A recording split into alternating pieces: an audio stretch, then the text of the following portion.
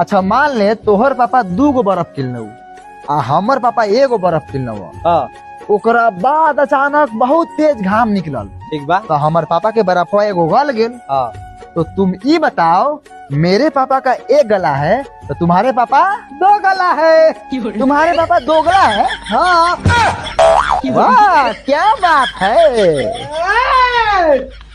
ला मोबाइल वाला।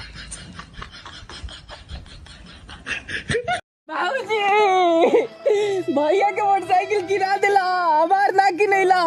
अरे दोनों भाई वही पे सीख ली हा। आ कहनी है कि दोनों भाई के ब्याह सेट कर दिले बनी। हम बियाह ना करो, पहले तू भैया के करा दो, दोनों भाई वही पे सीख लेम जानू, तब हमार करा दी हा।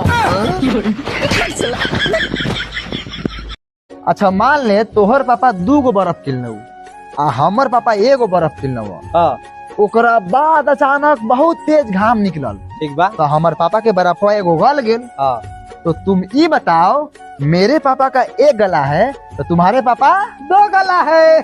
तुम्हारे पापा 2 गला है। हाँ वाह क्या बात है। ला मोबाइल वाला।